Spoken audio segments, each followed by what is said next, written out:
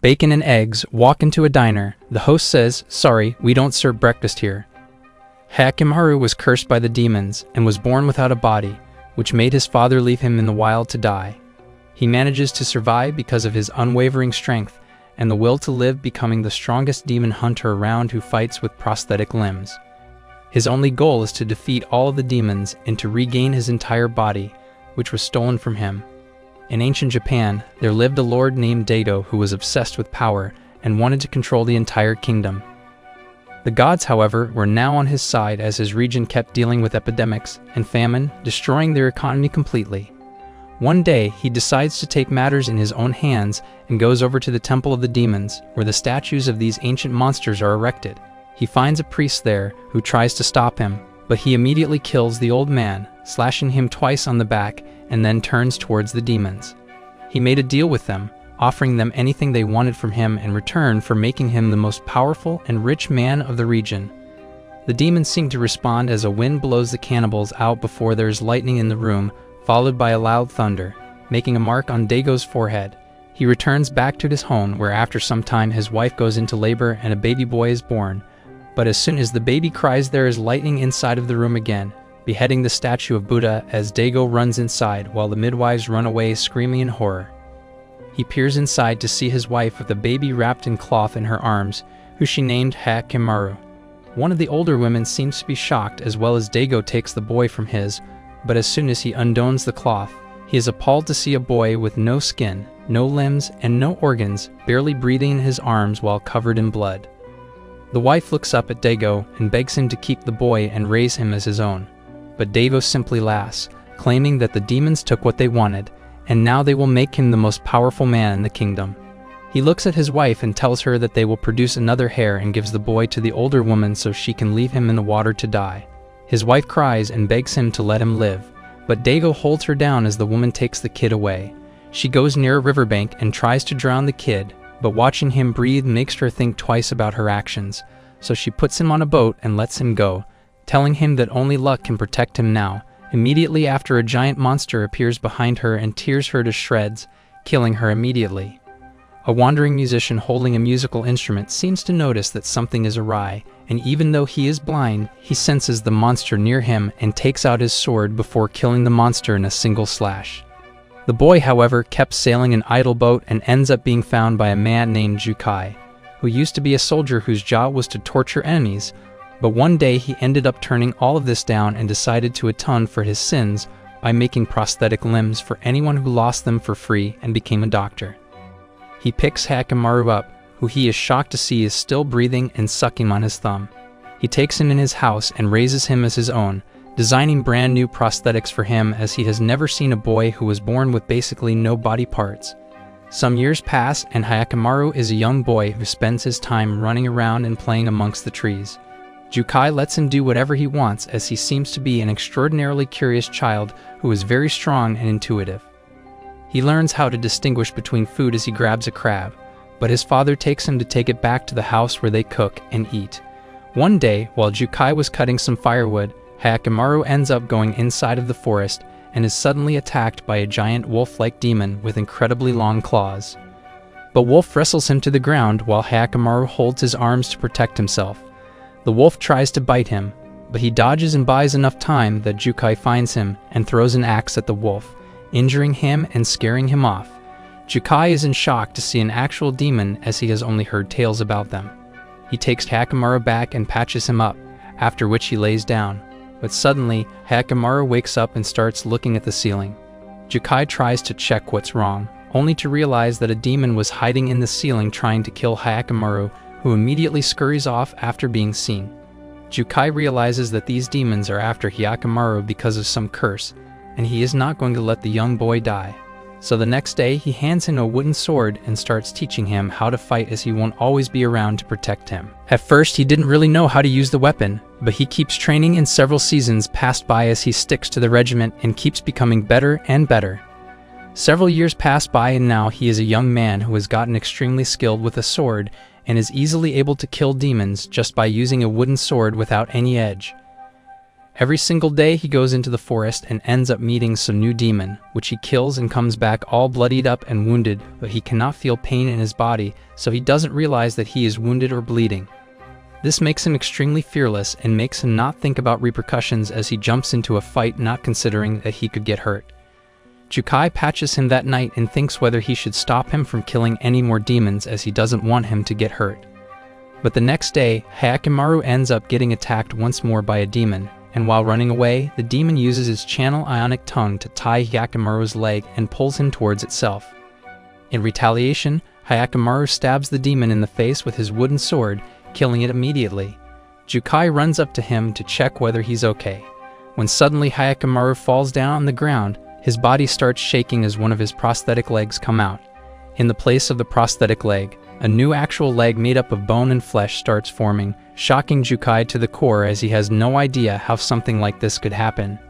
Jukai realizes that someone must have made it packed with demons, sacrificing the poor kid's body, and as he kills down the demons, he is starting to gain those parts back.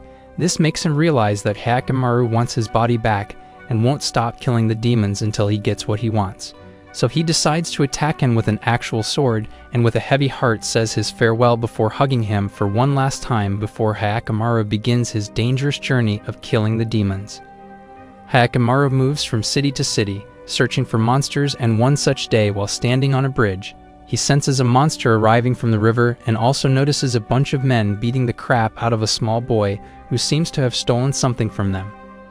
They beat the boy up, but the boy tries to fight back and throws rocks at them twice, before getting beaten up even more, and finally, the fat man has had enough and he decides to kill the poor kid, forcing his head underwater.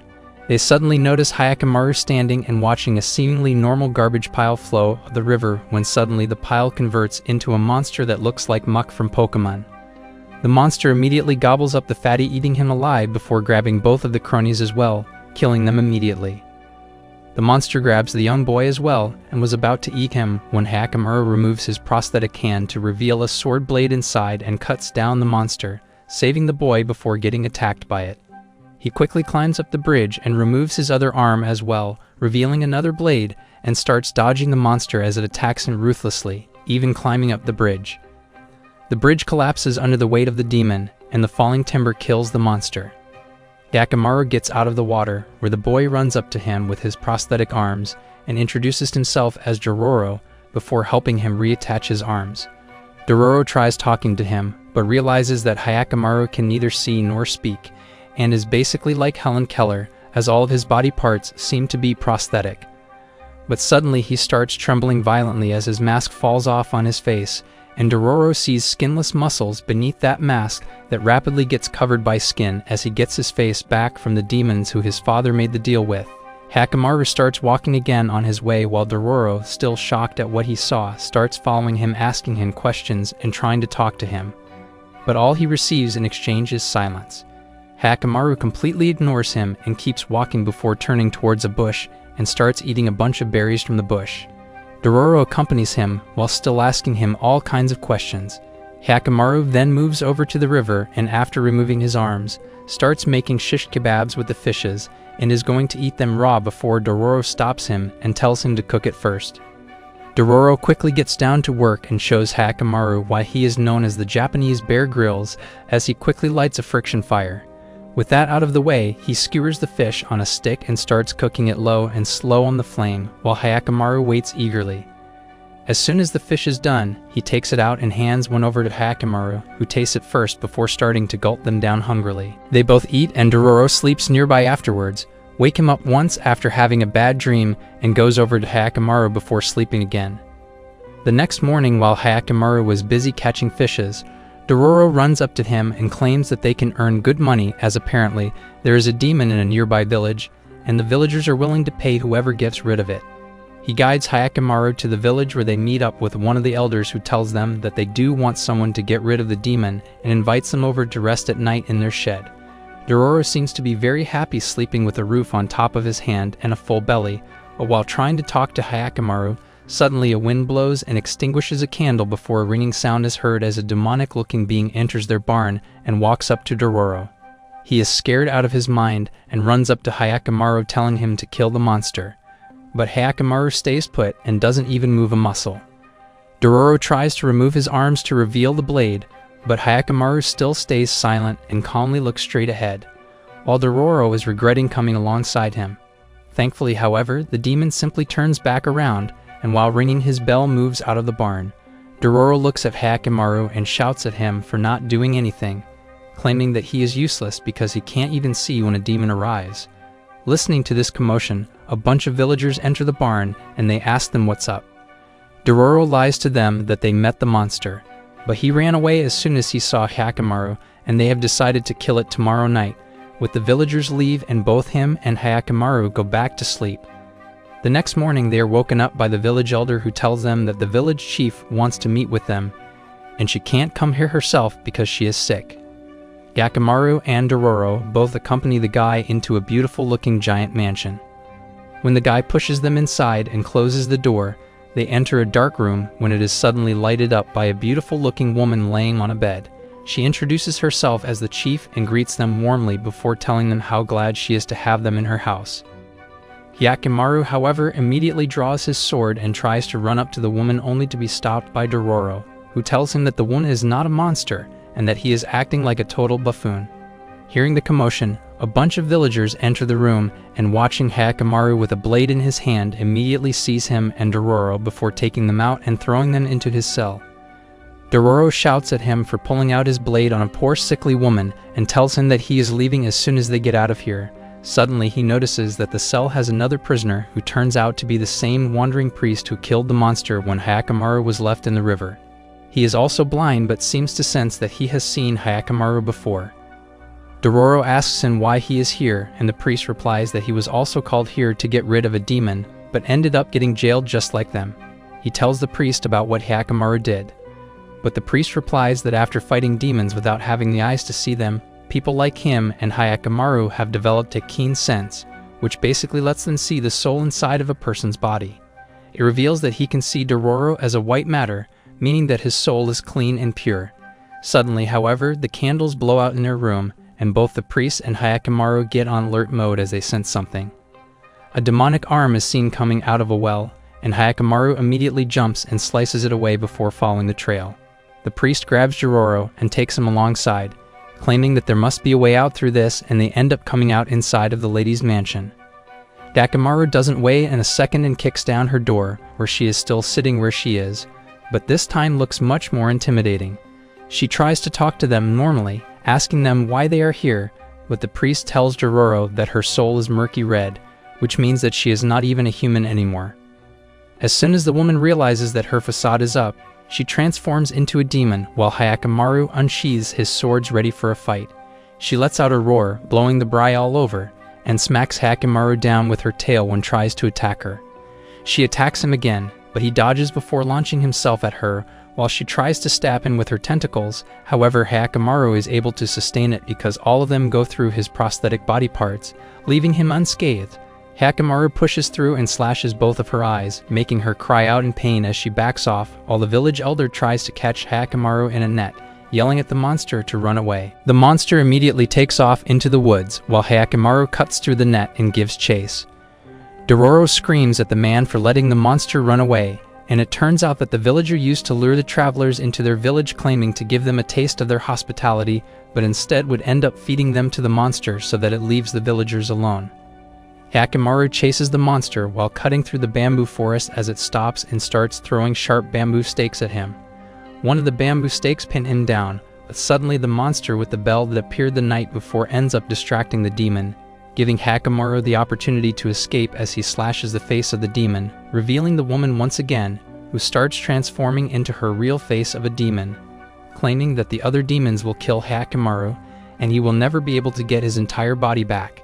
Hyakkimaru then stabs the demon in the head, killing it once and for all, while the village elder drops to the ground, sad that the demon is dead.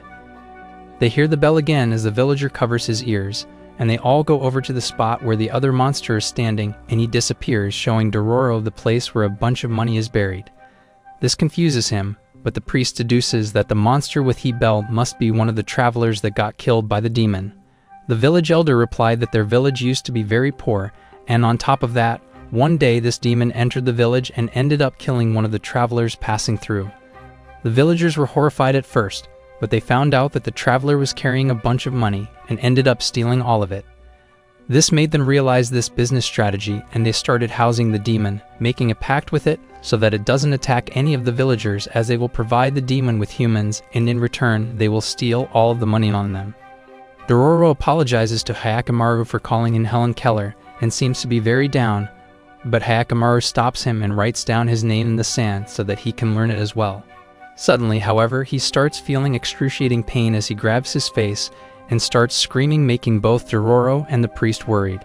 It turns out that after killing that demon, Hyakkimaru gets his sense of pain restored, as he can now feel things when he touches them, can also feel pain now. This all seems a bit too overwhelming to him, as all of this is a new sensation, so he simply lays down on the ground while the priest and Dororo talk by the fire. Suddenly, however, Hyakkimaru gets up and walks up to the flame and tries to step on it, only to get burnt, as now he can feel pain. He falls back but decides to do it again, as he doesn't like this sensation and wants it to disappear and go back to the way it was before when he couldn't feel anything. He was about to get burned once again, but Dororo pushes him off the fire and tells him to shut up and sleep. The next day, the priest ends up leaving them to go his own way, while Dororo and Hyakkimaru travel to another small village where it starts raining, which fascinates Hyakkimaru as he stands in the rain for hours, because this is the first time he is feeling the rain on his skin. Dororo sits near a shrine waiting for him to have enough of the rain so they can start moving, when suddenly, a young woman calls Hyakkimaru out asking if he was okay. Dororo turns around to see a beautiful young woman wearing an orange dress. He tells her that Hyakkimaru can't hear anything, and it is a waste to call him, but she still keeps calling him, thinking Dororo was joking with her. However, after realizing that Hyakkimaru is Helen Keller, she turns towards Dororo, who asks her what she was praying about, and she replies that she was praying for her brother's safe return, as 5 years ago he went to war and she has no idea where he went after the war was over. Dororo looks at her and asks her whether she thinks he is dead, but she shakes her head, saying that he was an excellent fighter and couldn't die so easily. Their talk is interrupted, however, when an old man comes running up on the way but falls down and bleeds to death while asking for help. Both the girl and Dororo rush up to the old man, just to find him dead, while Hyakkimaru starts running towards the forest. Dororo starts following him and catches him when he stops suddenly, as they see a bunch of men and women dead on the ground, which is covered in blood everywhere.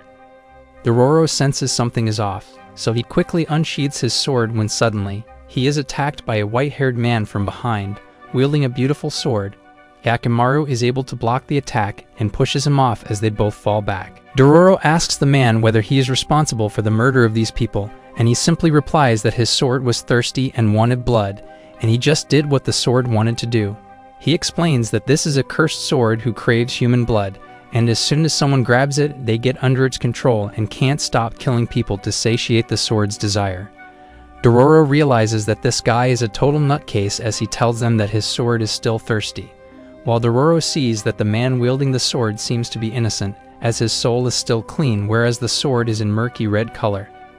The man moves towards Hyakkimaru at an incredible speed, attacking him, while he blocks the first attack and backs off. The man, however, pursues him, and Hyakkimaru is forced to dodge out of the way as the man keeps pushing him into a duel, where their swords clash multiple times before the man stops, telling Hyakkimaru that they both seem to be equally matched in skill.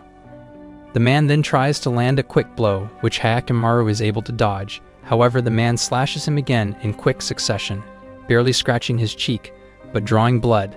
Hyakkimaru is forced back to the very edge of the cliff, where the man believes that his victory is imminent and tries to stab Hyakkimaru, but he is able to block the attack with his remaining prosthetic leg. The sword gets stuck in the leg and he throws it away, disarming the man before trying to slash his neck off. The man, however, backs off and ends up falling off the cliff, getting hurt badly at the bottom. Dororo runs up to Hyakkimaru and hands him his prosthetic hand while looking for his leg. He spots the leg in a distance with the sword still embedded in it, so he tries it off, but as soon as he touches the sword, it takes control over his body and he is unable to let go. By the time Hyakkimaru arrives to check on him, he has already gotten away after being overwhelmed by the power of the cursed sword. Sun is finally set and Dororo is still roaming around with the sword in his hand. He seems to be tired by walking all day, but the sword isn't letting him go no matter how hard he tries. He ends up running into two villagers out for a nightly stroll as they approach to tell him that this area can be dangerous for a kid at night alone.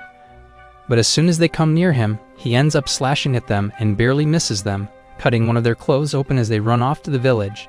Hyakkimaru watches from afar as he notices Dororo walking towards the village as well and goes after to stop him. He finally arrives at the village and finds Dororo walking towards the houses when he confronts him. Dororo seems to be happy after seeing him, but gets concerned once Hyakkimaru draws his sword ready for a battle. Hyakkimaru swings at Dororo, who dodges twice before running past him trying to get away, but is immediately caught by Hyakkimaru, who tries to slash at him once again, while he dodges by jumping in the air and falls to the ground. Hyakkimaru attacks Dororo while he tries to defend himself with the sword and blocks his attacks twice before closing his eyes as Hyakkimaru brings down his sword on him once again. Thankfully, however, Hyakkimaru was only aiming for the cursed sword, and he disarms Dororo, breaking the sword's control from over him as he stumbles and falls down from exhaustion. Hyakkimaru, however, doesn't get a break as the silver-haired man approaches and grabs the sword once again, happy at the fact that he is reunited with the sword. He tells Hyakkimaru that he used to be a noble samurai, but once his lord told him to execute a bunch of innocent people from the enemy territory, and when he wasn't able to do that, the lord gave him a new sword and told him to use that to execute one of the villagers, otherwise he will kill his entire family. Not having a choice, he went over to the villager, took out his sword, and brought it on the neck of the innocent man, only to realize that the blade was rusty and blunt. The lord starts laughing as the innocent man suffers and tells the guy that the sword was locked up in his attic and is supposed to be a supernatural sword, which gets sharper every time it drinks blood, but thinks that's a fairy tale. Something, however, changes inside of the man as he starts violently chopping off the innocent man's head, and surprisingly enough, the sword starts getting sharper. The lord laughs and tells him to kill all the rest of the innocent villagers. But by now the guy is totally under the sword's control and proceeds to kill every single one of the villagers before turning towards his lord, claiming that the sword was still thirsty for blood and killed them as well. Ever since that day, he has been roaming around from village to village, killing anyone who comes in his way on his never-ending quest to quench the thirst of the sword. He immediately attacks Hyakkimaru, who blocked his blows as the silver-haired man keeps pushing him back with his never-ending onslaught of sword strikes. Their swords clash once again, and Hyakkimaru dodges his next blow before they come back to back. The silver-haired man turns around and tries to end Hyakkimaru in one fell swoop, but Hyakkimaru again uses his prosthetic arm to block the sword and unsheathes his second sword, slashing the man and breaking his sword as he lies down on the wet ground leading to death. Suddenly, the same young woman that they met at the shrine emerges from the nearby house and goes running up to the dying man's body and starts crying. It turns out that he was the brother that she was praying for who went to war and never returned.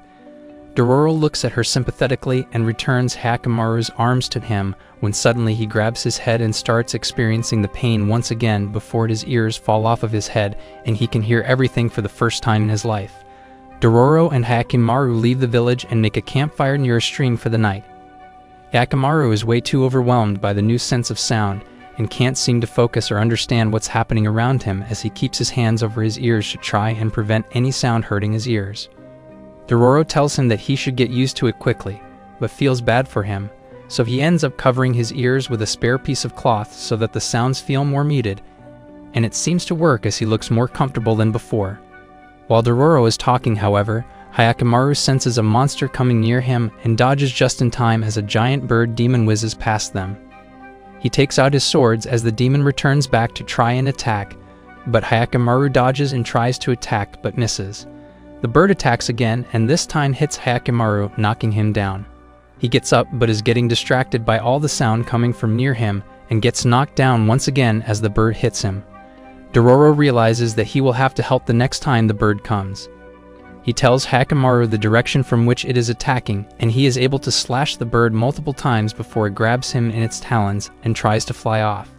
He slashes it again and again, but gets hurt badly in the process. The bird drops him to the ground and flies away, only to return back for another attack while Hyakkimaru is down on the ground injured. Thankfully, however, the priest appears out of their ass and slices down the bird in a very fantastic fashion, killing it immediately. Hyakkimaru seems to be in shock as he sits there unmoving as all of these new sensations are becoming too much for him. They lay him down on a cloth and the priest bandages his wounds a little bit, while Hyakkimaru again covers his ears, trying to block out the sound. Dororo tells the priest that his hearing has returned but now has made him weak, to which the priest replies that he is just not used to it yet and tries to force Hyakkimaru's hand away but fails to do so. They sleep on the ground that night, but the next morning, Hyakkimaru is woken up by a beautiful voice of a girl singing a song. He follows the sound to a stream where he spots a girl washing her face. He drops down and walks inside of the stream trying to touch her like my creep uncle, but stumbles as his body is still injured. The girl holds him and asks him whether he is okay, but obviously he can't speak so he doesn't reply. Thankfully, however, Dororo runs up behind him and explains his condition to the girl, who introduces herself as Mio and happily invites him to her place so that she can patch him up as she has some medicine. They walk into a seemingly destroyed temple where she makes them sit down as Hyakkimaru lays on the floor from fever, while Dororo puts wet rags on his head. She comes in and tells them that she lives here with a bunch of orphan children who lost everything because of the war and now have no one to look after them. They ended up banging together, and she is the oldest of the group, so she takes care of everyone. She calls on the rest of the group who are hiding outside, and they all come inside. One of the guys, who seems to be the oldest of the kids, walks in with a broom and tells everyone to leave so that Mayo can have some sleep before working. He explains that Mayo works for one of the Lord's military as a war is brewing again.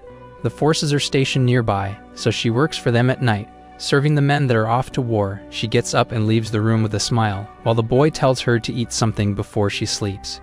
He also gives Dororo and the priests some potato gruel to eat and then goes near the back to clean up the dishes.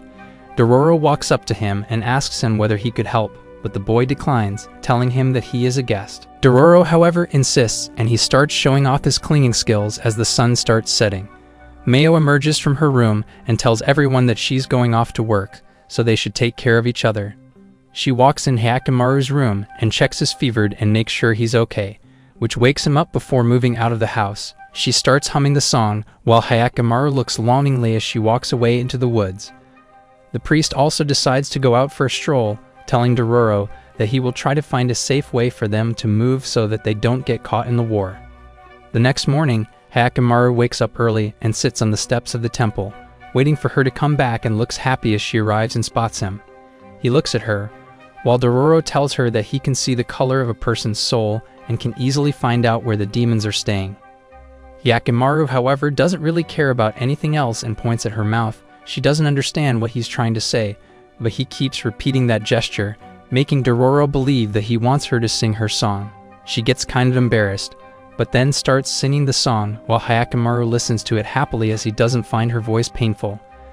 By the time they go inside, even the priest comes back and they all sit down in one of the rooms, where the priest informs them that he found a vacant plot in the woods at a very safe location as the army won't be able to reach it. The ground is also fertile, so they can even grow food if they want to. Mayo seems to be very happy about it and tells the priest that she will try to move into the plot as soon as possible. But the priest replies that it is already occupied by a demon who lives in the sand crater in front of the house. Hearing this, Hyakkimaru immediately gets up and starts walking outside in the direction of the house. The priest tries to stop him, telling him that he hasn't healed from the wounds received in the previous battle yet, but he seems to be adamant and keeps walking. The priest lets out a deep sigh and tells Dororo to stay here as he will go after Hyakkimaru and try to defeat the demon. By the time they reach the house, night has fallen as the priest shows Hyakkimaru where the demon is. Hyakkimaru immediately takes out his sword, but grimaces as the wounds reopen and he starts feeling the pain again. The priest tells him that they should go back and wait for him to heal, but Hyakkimaru refuses. Suddenly, the demon emerges from the crater and starts swirling around, making a whirlpool out of the sand, bringing them in. Hyakkimaru immediately jumps from rock to rock, trying not to fall inside as the priest tries to attack it but misses. This, however, gives Hyakkimaru an opening, and he immediately jumps in, stabbing the demon, but the demon pushes him away and bites his real leg deep, drawing blood. Thankfully, the priest is able to save Hyakkimaru, pulling him out of the crater as he screams in agony, because his leg has been completely chomped off. The old priest saved him and carries him over back to the old temple, where Dororo comes up to them running, as he explains how Hyakkimaru wasn't strong enough, and was still healing from his previous wounds, and that's why he ended up getting his foot chopped off. They quickly bring him in and start washing the wound when Mio comes back from her work. It is horrified to see Hyakkimaru in such a bad condition and quickly starts helping them wash his wounds. Later in the evening, Hyakkimaru remembers the fight with the weird bug monster, trying to think of a way to defeat him. Tired from waiting so long and eager to give Mio this house as a gift, decides to try and stand up with the help of a sword, but fails miserably and falls over. Mio comes running up to him and lays him down once again, telling him that he shouldn't move from his place while he is still sick. She starts talking to him and asks him to say something from his mouth, as she has never really heard his voice. Hyakkimaru, however, doesn't really know how to talk at all and simply points to his ears, telling her that his own voice is too loud for him and he is scared of it. Mio laughs at him and tells him that he will learn to live with it soon enough before she decides to sing a song for him, as he really likes it. Hyakkimaru simply listens to her in awe, while Dororo and the old priest look from afar, still finding it hard to believe that Hyakkimaru really likes someone's voice. She tells Hyakkimaru that she sings this song usually when she is sad, but ever since he came here she has started singing it when she is happy as well. She then asks Hyakkimaru whether he thinks her soul is corrupt because she is working for both the sides in the war, but Hyakkimaru can only see a pure soul in her and holds her head in her hands to let her know. That evening she leaves for work again and tells Dororo that he should make sure that Hyakkimaru doesn't leave the house and shouldn't even think about going to fight that monster at any cost. Dororo goes back to Hyakkimaru and finds him busy carving a piece of wood to fashion a leg out of it, but he stops him and starts feeding him a bunch of food and making him drink water because hydration is the #1 killer of humans after Hitler. The next morning when Dororo wakes up, he finds Hyakkimaru practicing with his new wooden leg outside in the ground. While the kids look in awe, Mio again goes off to work and once again tells Dororo to restrain Hyakkimaru in the house itself. One of the boys tells Hyakkimaru that even they found a bunch of cool stuff and take him inside, where they show him a bunch of rusty swords left behind of the battlefield after the war. The children claim that they took the swords just as a memento of what they went through, and they only have one collective goal in life, and that is to create a rice farm where they can grow and eat as much rice as possible. While they are Asian, what can you expect? At night, Hyakkimaru decides to sneak away and goes over to fight with the demon once again. He runs around the monster, attacking him from different angles, but it wasn't really working out, so he changes over to a very dangerous strategy and runs up to the demon, jumping around him before attacking it head-on. The demon quickly takes a bite of his other wooden leg, catching him once again. But Hyakkimaru reveals that he attached one of those swords that the kid showed him into his wooden leg and removes it to stab the monster in the mouth before jumping high up in the sky and slashing the demon's head off, killing him immediately. Dororo also arrives at the scene and finds out that his chopped off leg was reground after killing the demon, as they both walk back towards the temple to give everyone the good news. Suddenly, however, Hyakkimaru stops and points at the direction of the temple, where a bunch of smoke is rising up. They immediately run up the steps and are horrified to see samurais killing all of the children and burning the entire temple. Dororo walks up and is mortified to see Mio and all of the kids dead on the floor, while the commander of the troops looks at him and asks him whether he was one of them.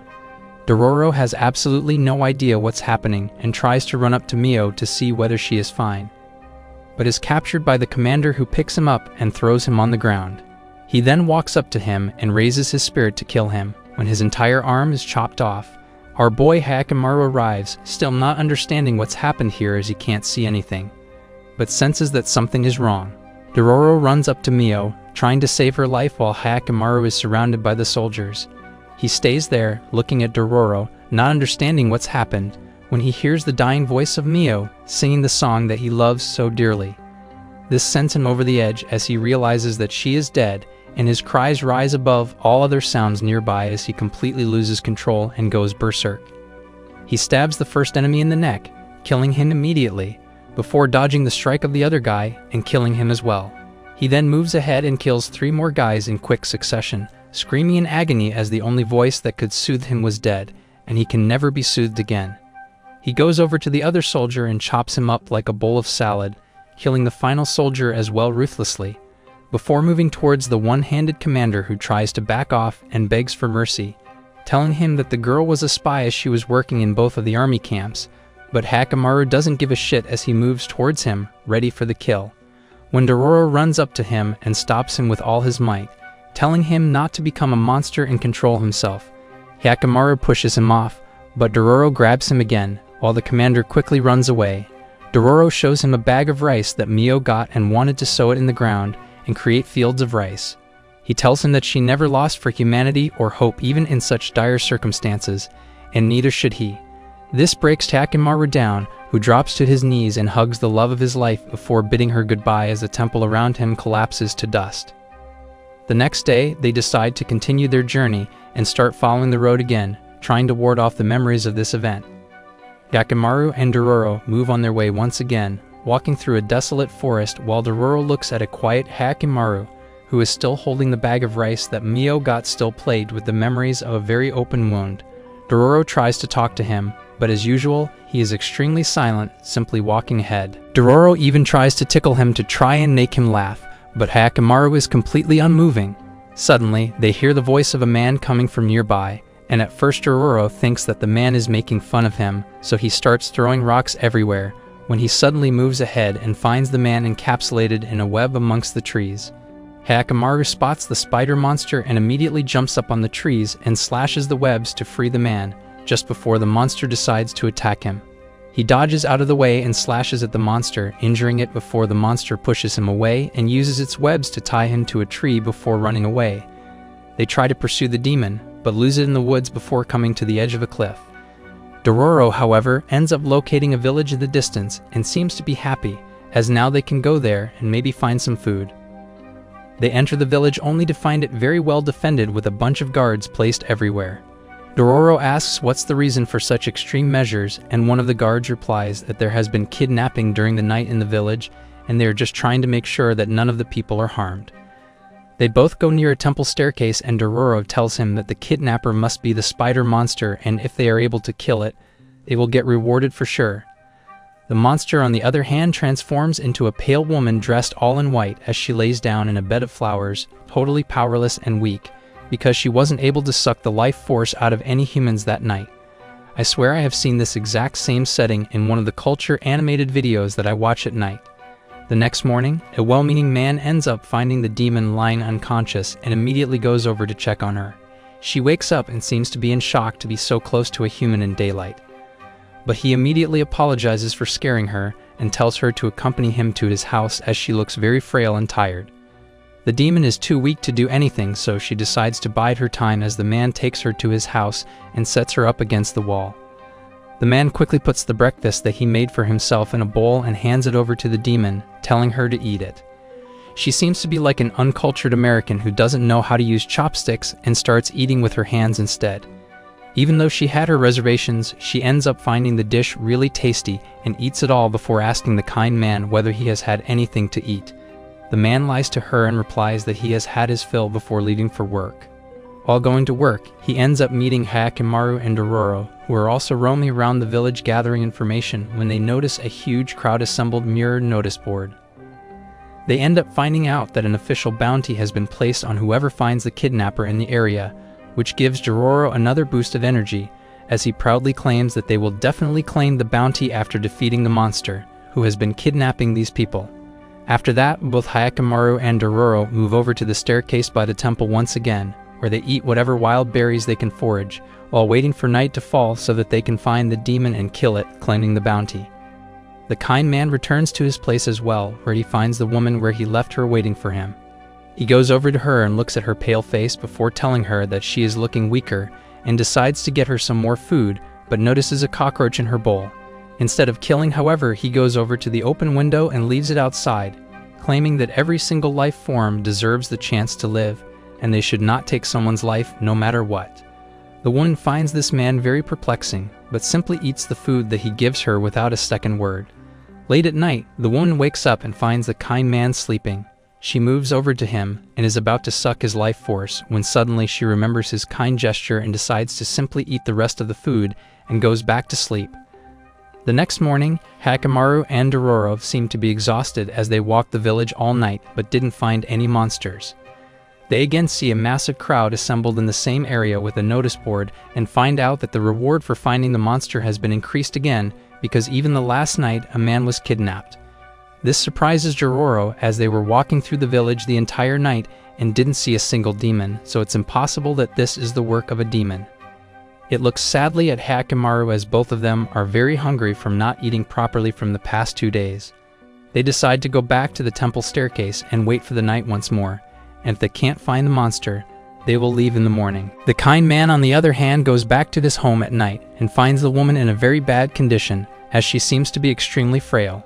He checks her fever, before telling her that there is no doctor in this village, and they will have to get her out of here before her condition worsens.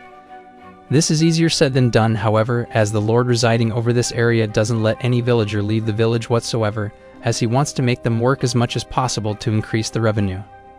The man, however, tells her that he knows a secret passageway and that he will take her there as soon as possible. He takes the demon woman and starts running towards the rocky areas of the village, as there are no guards stationed there because there is no visible path to escape. However, he has found one that no one knows about and can use it whenever he wants. Surprisingly, however, the man ends up running into Dororo and Hyakkimaru once again, as they were on their nightly patrol to find the demon. The woman immediately recognizes Hyakkimaru as the man who attacked her in the village, which confirms that she is indeed the spider monster, as Dororo tells Hyakkimaru to capture her as she is the kidnapper, so that they can claim the reward. Dororo tells the kind man to move out of the way, otherwise she will kidnap him and suck him dry, as she is a monster. The man, however, surprisingly simply moves in front of her, shielding her from any harm, and tells them that she has done nothing wrong, as he is the one who is making people disappear from this village. All of them seem to be in shock, but he replies that he has been helping the villagers escape through this secret passageway for some time now, as the working condition in this village is extremely bad, and the Lord forces them all to work in very dangerous terrain with little to no money. That is the reason he helps them escape from the village, so that they can lead a safe and happy life. Suddenly, however, a bunch of guards arrive at their location after hearing the loud voices and seem to be ready to catch both the man and the woman. 2 of the guards run towards them to catch the man, but the demon immediately becomes Spider-Man and pulls them in before sucking their life force and seems to have gotten some strength back. Hyakkimaru immediately draws out his sword and runs towards her, but she simply throws her white cloth at him and traps him with a bunch of webs before running away. Dororo helps him get out of the webs, and he immediately runs after them, followed by Dororo as the guards start sounding their whistles to call for backup. The demon carries the man with her over the cliff with the help of her webs, where the man asks her whether she kills the humans she preys upon. Surprisingly, however, she replies that humans are a precious source of energy for her, so she only sucks a little bit of their life force, which won't really affect them, and then leaves them alone so that they can heal again quickly. Dororo and Hyakkimaru arrive below the cliff and look around to find a bunch of guards also hot on the trail of the demon, so they take a different path. However, the guards arrive first and start shooting arrows at the man and the demon. 2 arrows hit the man as he falls over on the ground bleeding. This enrages the demon as she quickly uses her webs to seal the wound and stop the bleeding before blocking the other arrows and capturing a bunch of the guards and transforming into a real monster. She grabs the rest of the guards and tries to pull them towards her as well, but Hyakkimaru stops her by cutting off her webs and attacks her, chopping off one of her arms. She kicks Hyakkimaru away, injuring him as he lays there on the ground before going back to the injured man as she checks on him, telling him to stay alive as she will carry him to the next village to find a doctor. Hyakkimaru gets back up and points his sword at her, ready to fight, when she turns around realizing that this will be a fight to the death, but the man tells her not to take any lives, and Hyakkimaru spots that her soul starts reverting back into a much more whiter color instead of a red one as she simply goes back to the man, making sure he's okay. Both Hyakkimaru and Dororo end up letting them leave the village as they realize that the demon can simply suck a little life out of the man for her energy, and they can live together forever. The next morning they get the road again, as this village was a total bust, and they didn't earn anything from here. A couple days pass by and both Hyakkimaru and Dororo look for some village that they can rest. But while traveling through some rocky terrain with a bunch of hydrothermal vents around, Dororo asks Hyakkimaru whether he couldn't smell. It turns out that Hyakkimaru still hasn't gotten his nose back, as he doesn't really care about the bad smell surrounding them because of all the chemicals and gases coming out of the earth. While walking, however, they suddenly see a bunch of men clad in while walking with a girl, which looks like a wedding procession. They look at it for a bit and are about to move forward when suddenly a boy emerges from the mountains and aims his bow before shooting an arrow at the procession, which falls behind him as his aim is shit. The boy quickly knocks another arrow, but Dororo stops him, yelling at him for endangering the lives of people for no reason. But the boy tries to push him away and shoot the arrow, but is stopped once again by Dororo. The boy tells him that they are going to marry the bride to a monster, and he isn't going to let that happen. Dororo, however, tells him to chill out as they are expert demon hunters and will kill the monster for him. He takes them to the edge of a cliff, showing them a village which is enveloped by a huge dark cloud above it. The boy tells them that the cloud is the monster itself, who is very ancient and has been troubling the nearby villages for several centuries now. According to him, if the cloud arrives at any village, the village has to offer a bride to it, only then it leaves them alone, otherwise it will devour every single person inside of the village. The boy introduces himself as Saru tells them that he considers the woman who is dressed as the bride as his sister, and he can't let her be eaten by the monster no matter what. Dororo looks at him and tells him not to worry, as they will take care of it, but also informs him that their services are not free and that you will have to pay up. The boy tells them that it's not a problem and hands him a bunch of bugs alongside his shiny yellow thing. Dororo realizes that this boy is a gone case and has nothing that he can pay them with, but realizes suddenly that the shiny yellow thing was a small bit of gold. He looks at the boy and asks him where he found this, and he replies that he found it in a river nearby and has got lots of it, which they can take if they can defeat the monster. Dororo is delighted and tells him that they will take the job.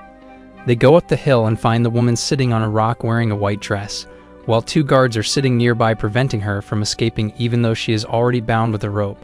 Both Dororo and Saru go behind the rock and knock the guards out with some clubs before Saru runs up to his sister and quickly cuts her free of her ropes before telling her that he is here to save her. However, she tells him to run away as she isn't going to leave this place because if she does, the monster will devour the entire village. Dororo, however, introduces himself and tells her that they won't let that happen and kill the demon themselves. The girl seems to be pretty unconvinced as she asks them how exactly are they going to kill a cloud, but Dororo replies that if it eats people, it must have a mouth and a belly, and Hyakkimaru will slash it to bits, killing the demon. Suddenly, Hyakkimaru draws out his swords and Saru comments that the monster is coming. Immediately, a dark cloud surrounds them and sucks up the two men that were just coming back to consciousness, and as Dororo watches in horror, the men fall from the sky, a short while later, chopped to pieces. Dororo shouts at Hyakkimaru to attack the monster, but he doesn't respond as he has no idea where the monster is. To him, the entire cloud looks red and he can't see anything inside of it, having no idea where the hell the monster is. This was the first time Hyakkimaru was completely devoid of any senses, and was totally a sitting duck, having no idea what to do. While Hyakkimaru was totally confused, the demon tries to attack Saru, but at the very last moment, his sister ends up jumping in the middle, pushing him aside and sacrificing herself for his safety. The demon immediately devours her and flies away, leaving nothing but just her empty white clothes as the black cloud dissipates. Saru drops down on his knees, looking at the piece of clothing left behind as the only memory of his sister as he folds it carefully, and takes it back to the den where he lives. Hyakkimaru and Dororo follow him as Dororo goes inside the den, and is surprised to see it full of odd things such as bow and arrows, sticks and stones, etc. Saru explains that his parents died when he was very young ever since. He has been living here alone without anyone's help as he hunts himself, cooks himself, and defends himself. But one thing that he hates about this world is the humans as they would come to his mountains and burn his house, telling him to leave the place as they are going to make better villages here. The young boys would even throw stones at him as if he was some sort of an animal, chasing him away, but one day he got hurt while passing through the mountains and was sitting on the ground when a young woman walked up to him, asking him if he was okay. Saru was obviously wary of humans, so he immediately took a rock to defend himself, but the woman calmly told him to relax as she sat down and dressed his wounds so he could walk again. Ever since that day, he started coming through the village just to watch her do daily tasks, as it reminded him of what having a mom feels like. He then looks around at Dororo and tells him that he will take revenge no matter what, either with or without him. Dororo obviously tells him that they will help, but goes out to see that Hyakkimaru is brooding like an emo girl, sitting behind a rock and throwing stones at the nearby boulders. Dororo explains to him that Hyakkimaru is sad and confused, as this is the first time he is against a demon where he can't rely on his vision. Saru and Dororo, however, suddenly spot the cloud in the distance hovering over the village again. Dororo asks Saru why the cloud is still there, as according to the legend it should go away, but he replies that the demon must be angry because they tried to steal its bride. Dororo looks at Saru and tells him that if they can bring the monster out of the cloud into the open sunlight, they have a chance of defeating it, and decide to act on that plan the next day before turning into sleep. Hyakkimaru, however, couldn't sleep and kept brooding over his failure, even though there is nothing that he could have done. As the next morning rolls up, Dororo's plan is in play. He disguises himself in the white bridal dress and sits on the same rock waiting for the demon to arrive. A little while later, the demon arrives and starts circling him, eager to take a bite, when Dororo runs away and starts taunting it. The demon chases after him, but he is able to dodge the attack, and before the demon could attack again, he simply jumps inside of a small hole, saving himself before coming out of a different end and making the demon chase after him once again. Saru ran away, however. His robe gets stuck in some rocks and he falls over while the demon was hot on his chase. Dororo immediately gets out of his robes and ducks into a hole, saving himself by a hair's margin. After that, the second part of their plan starts as Saru, who was watching all this from the cliff above, takes out his bow and uses a flaming arrow to shoot near the hydrothermal vents, where the demon was roaming to try and find Dororo. As soon as the arrow touches the ground, a huge explosion takes place, dousing everything in fire, while Dororo runs up the hill to witness the plan in action. The demon is completely on fire, and even the clouds start disappearing. They seem to be very happy that their plan was working when suddenly, the demon coiled itself tightly, suffocating the fire before releasing a bunch of ash from its body, creating a huge cloud once again. The demon then rises up once more and was about to attack Dororo and Saru, who were completely in the open, when suddenly an arrow hits the demon. It turns around to see Hyakkimaru standing below, starts shooting a bunch of arrows at it. Even though the measly arrows were having no effect on the demon, Dororo realizes that Hyakkimaru is using the sound of the arrows hitting the demon to gauge where it is right now. And as soon as he realizes that the demon is close by, he immediately takes out his swords and jumps in the air, slashing an eye of the demon, blinding it as it falls to the ground. The demon, however, gets up once again and slams him away before moving towards him to finish him off, when Dororo decides to intervene and jumps from the cliff with a rope around his waist. He ties the other end of the rope to the demon's head and screams at Hyakkimaru to follow his voice as he is on the demon's head. The demon tries to fling him away, rushing through a bunch of rocks, and a piece of rock hits Dororo in the head, knocking him out cold. Hyakkimaru starts screaming for him, but the demon hits him away once again. He takes out both of his swords, still screaming when the demon attacks him from behind. But he is able to stop its attack with his sword as the demon starts hitting him with his tentacles around its mouth, before fleeing him up in the air. The demon flies up as well, deciding to finish him off when Dororo returns to consciousness and screams at Hyakkimaru, telling him where the head of the demon is. Dororo dodges the demon's attack and stabs one of the remaining eyes, dissipating the cloud around them. But turns out the demon had two heads, so the other head rushes at him, but Hyakkimaru decides to jump inside of its mouth before slashing it from the inside, completely killing it. The demon gets destroyed into pieces and they all fall into the water below. Saru immediately runs up to them, asking if they are okay, when he suddenly notices that his sister is also lying in the water. He immediately rushes up to her and holds her, thinking that she is dead, when suddenly she starts coughing and returns back to consciousness. Dororo and Hyakkimaru both get up as well, when Hyakkimaru's head starts aching and suddenly his prosthetic nose falls off on the ground, and in its place a new nose grows up, and immediately he covers his nose because of the horrible smell around him, which overwhelms him.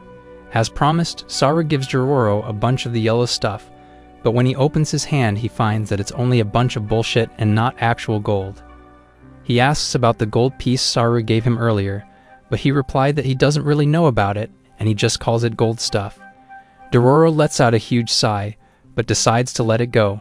Even a woman gives him a beautiful flower as a thank you gift, before they part ways as our heroes start on their journey once again down the road, while Hyakkimaru keeps smelling the flower as he doesn't like any other smell around him. Since then, a couple of days have passed, but Hyakkimaru has not become bored with his new sense of smell. He continues to smell every single flower that is around him, and he even grabs Dororo's head to sniff it. He manages to free himself by pulling himself up, but then he trips and falls to the ground. As Hyakkimaru completes his turn, he gets back on his feet, but he is soon knocked back down by the fever that is making him so uncomfortable that his face turns bright red. Hyakkimaru doesn't waste any time and picks him up before setting off down the road, wandering around aimlessly in search of someone who can assist him. He asks a person walking by whether they can assist him, but the person just ignores him and continues walking away. Hyakkimaru continues on foot and eventually comes across a gardener who is resting beneath the protection of a tree. He asks the gardener for assistance as well, but the gardener tells him that if he wants the child to get better, he needs to get the child to a doctor as soon as possible.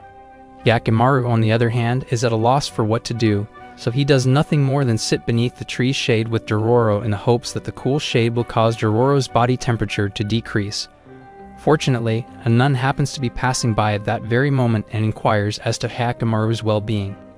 She looks at Dororo and then leads him back to her temple, where she places him on a straw mat and begins applying a wet rag to his forehead in an effort to bring down his temperature. Dororo eventually comes to and immediately tries to get up, telling the nun that if he doesn't, Hyakkimaru will leave him alone and continue on without him if he doesn't.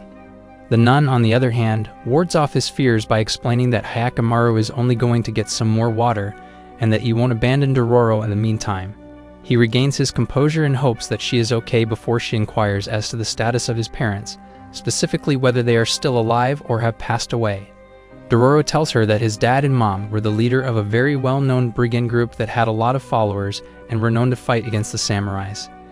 They used to have fun all night sitting around a campfire, talking about hunts and wars, when one night a bunch of samurais attacked their camp at night. The brigand group was unprepared and a bunch of them were shot dead almost immediately. But they were able to raise an alarm and the fight broke out. It was a very deadly affair, but Dororo's father and his best friend were able to slice through almost all of the samurais and were victorious in this skirmish, deepening their friendship and bond. Several nights later, Dororo ends up asking his dad why he hates the samurais so much, and he replies that the samurais burn their fields, kill their men, and destroy their houses before taking their women and children as slaves, all in the name of war, and that's why he is going to take revenge for every family that was destroyed by a bloody samurai. His best friend ends up speaking, however, and tells him that he has already taken enough revenge, and according to him, they should join one of the lords as they will reward him very much. Dororo's mom speaks up, however, and tells the guy that he has lost his mind as it goes against their core belief and that they will never do it, because these lords are the ones that start war and don't believe that these low-life farmers are even worth looking at. The guy tries talking sense to them, but Dororo's father becomes Will Smith and bitch slaps his best friend, telling him not to speak of it ever again. Some days later, they decide to begin an attack on a samurai camp, and they all seem to be in a very good position and were going to catch the samurais off guard. They begin their assault, but almost immediately the samurais were able to turn around and shoot them to bits, as they seemed to be ready for an assault like this, and even knew what's the direction the assault would be coming from. Dororo's father immediately runs back and jumps on Dororo and his mom to protect them from oncoming arrows, as a bunch of arrows hit him, injuring him. It turns out that the best friend ended up betraying the faction and told the samurais about the plan in exchange for a pardon and a high position. They surround the three brigands as Dororo's father shouts at his best friend for betraying his comrade, but as soon as he gets up, he is shot again by a bunch of arrows in the leg. The best friend tells him that the age of samurai has come and that he should use his brain more than his fists, slaps him in the face with his own weapon, and leaves them to die. Dororo's father and his mother keep moving forward, growing weaker and weaker as they don't have any food to eat. They become hungry to the point that they get forced to search for food and the dead soldiers after a bloody battle. One unfortunate day, they were passing by a village when they spotted a bunch of samurais burning a village and assaulting its inhabitants. This angers Dororo's father, but his mother ends up calming him down, telling him to leave it. But one of the samurai notices and recognizes him, ordering the others to attack. One of the guys attacks him, but he simply uses his naginata to shish kebab, and before a bunch of other men attack him, he throws the first attacker on them, knocking them down before throwing a stray sword at two other attacking men, chopping their legs up. Another guy attacks and breaks his naginata, but he is able to kill him as well when suddenly, one of the soldiers uses his spear to pierce him through the back, mortally wounding him. He, however, turns around and grabs the man, pushing himself into the man, stabbing him with the same spear, killing him but dying in the process. Dororo screams for his dad as his mother tries to comfort him, but now that even her husband is dead, she starts becoming weaker and weaker. They walk through the fallen villages, war-torn lands, and barren soil together, when one day a stranger tells them that a bunch of samurai are distributing ration at the temple. His mother immediately takes him there and gets in line, when she suddenly notices that the person in charge is none other than her husband's best friend. He notices her and walks towards her, taunting her, and asks where her husband was smiling, when she replies that he is dead. Dororo grabs a rock to throw at him, but his mom tells him not to do any such thing. Suddenly, the person distributing food shouts that the ration is low, and everyone starts pushing each other to get some food. His mom is able to go ahead and begs the man to give her some food, but the guy points out that she doesn't even have a bowl with her. She simply puts out her hand cupping it and tells him to pour the food over it. He looks surprised as the food is boiling hot and doesn't know what to do when suddenly the best friend walks up and tells him to give it in her hand only. He pours the boiling food in her hand, burning her hand completely. She doesn't drop the food and simply walks over to the side and tells Dororo to eat it after making sure it's cold. A couple more days pass after that, and now her weakness is reaching an insane level as she stumbles through the red spider lilies before falling down from exhaustion. Dororo begs her to stay alive and promises that he will never ask her for food ever again, but she simply tells him that she loves him and closes her eyes into an eternal sleep. The poor nun starts crying after hearing his tragic story as Hyakkimaru brings her the water that she needed. 3 days pass after that, and finally Dororo is feeling better, and they set out on their journey once again. Hyakkimaru and Dororo arrive at their next town, which incidentally falls under the region that Hyakkimaru's father rules. He has no idea about it, however, and alongside Dororo, he goes around the town, watching plays about how Lord Dago defeated a bunch of demons.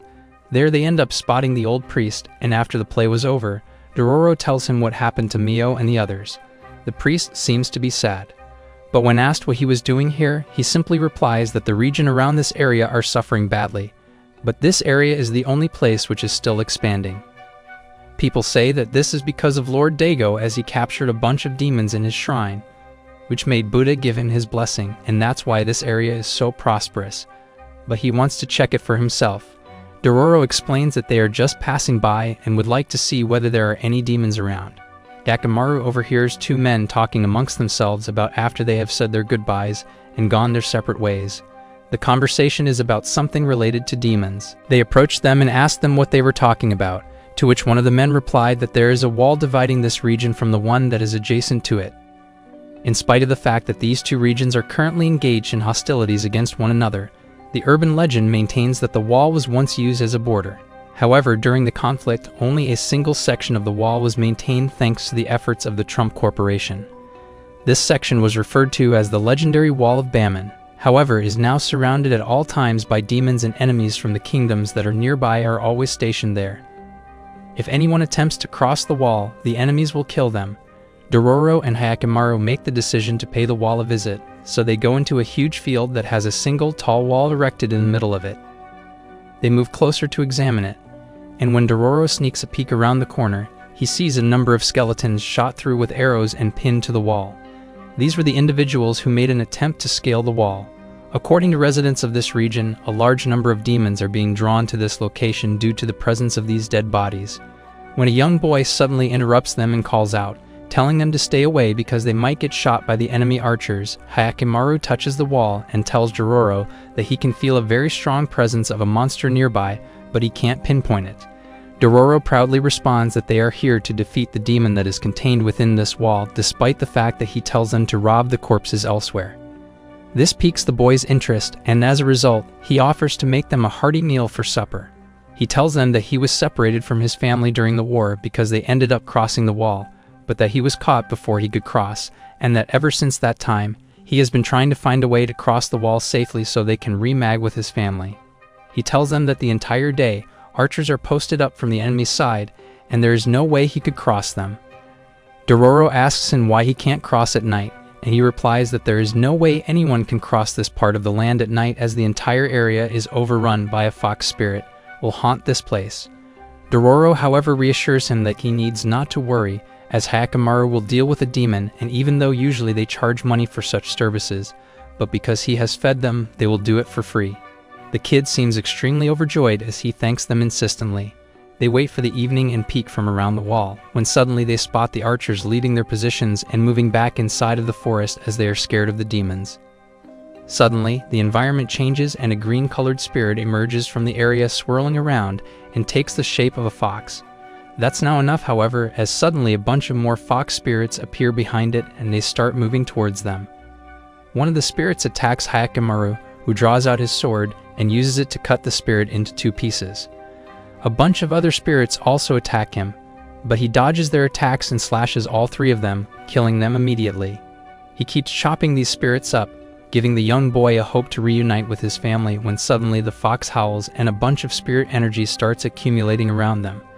Looking at the sheer number of them, Hyakkimaru removes both of his hands and reveals the swords before cutting them to pieces as they charge at him. He, however, cannot keep up with their insane numbers and ends up getting bitch slapped by one of them. Dororo realizes that Hyakkimaru is having troubles, so he immediately picks up a bunch of stones and starts throwing them at the spirits, distracting them. The young boy looks at the 2 people fighting all of the spirits, and he realizes that he has a clear path to run into the forest and cross the border, so he starts running away. Dororo notices him and tries to stop him as it might be dangerous going alone, but his area is blocked by a spirit who is about to attack him when suddenly Hyakkimaru arrives and cuts the spirit into small pieces once again. He tells Dororo to chase the boy while he distracts the spirits, and Dororo thanks him before running away at the other end to try and find the boy. The spirits go up in the sky and form a huge 9-tailed fox, because why not? He keeps dodging the blows again and again, but the giant fox demon is a bit too fast and pins Hyakkimaru down, which is very kinky, to be honest. Dororo, on the other hand, infiltrates the enemy jungle, shouting the boy's name like a moron, and gets caught by the guards over there alongside the boy. Hyakkimaru is still pinned down by the monster, but he uses his legs to throw it up before cutting one of its legs, engaging in a face-off once more. Suddenly, however, a bunch of arrows fly towards him, and the fox disappears. Hyakkimaru gets up and turns around to see his father, Daigo, and his troops are standing with their bows knocked and their arrows aiming at them. Hyakkimaru has no idea about who his dad is, but Daigo has come here with the intention to kill his own son as they stand in a face-off, not knowing what's going to happen next.